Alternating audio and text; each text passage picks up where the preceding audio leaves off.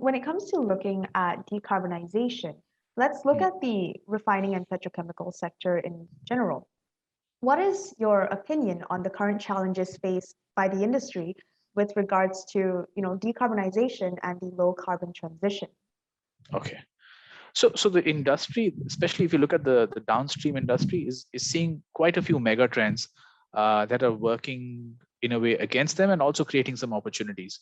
Now, if you look at some of the headwinds, as one would call it, there's a gradual transition towards the electric vehicles side, which is of course affecting the demand for fuels.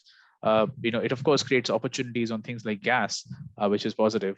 But if you look at the traditional fuels, diesel, gasoline, we do definitely see some pressure on those areas.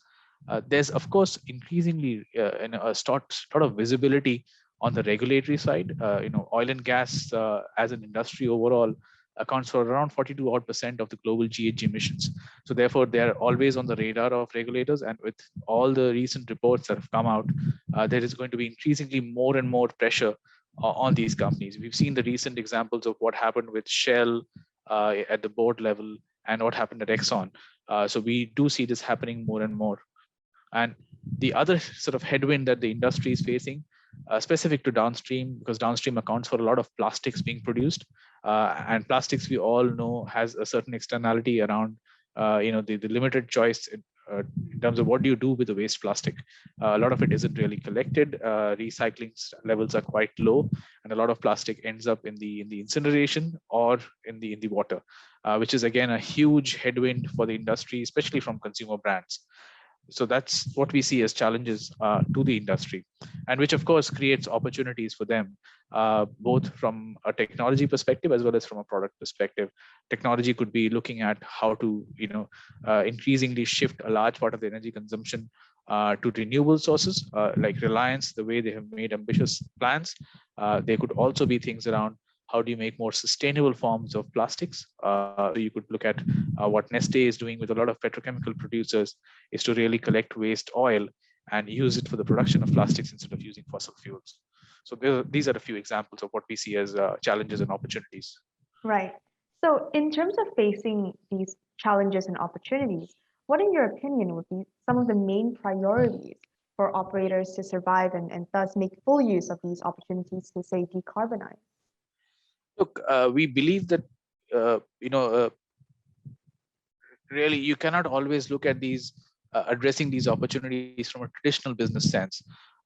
If you're always going to evaluate opportunities against a set IRR or an NPV basis, which is what is required by your stakeholders, you will not always look at the right frame.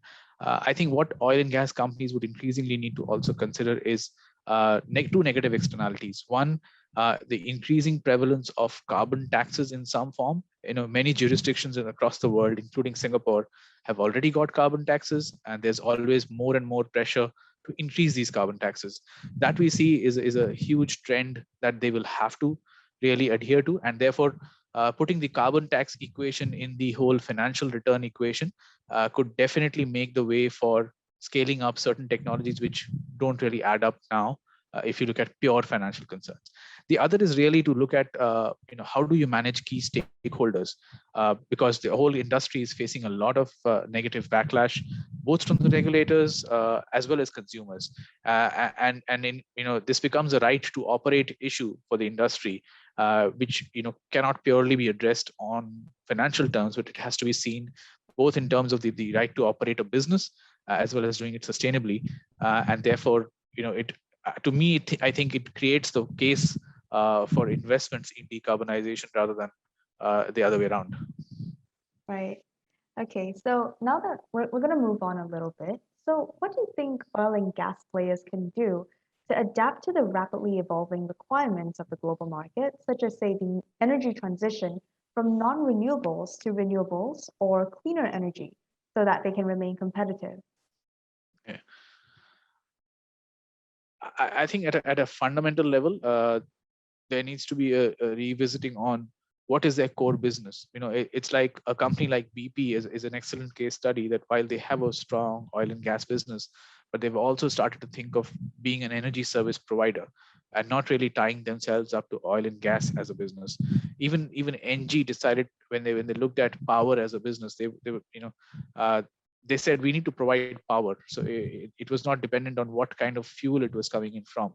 I think you need to revisit the kind of business models that you're looking at, and internally the industry needs to start discussing and responding to the requirements of the regulators more actively, uh, to basically set targets, to be more public with what kind of emissions targets they have, what kind of measures are they putting in place, and really look at ways and means of increasing people's confidence on this topic.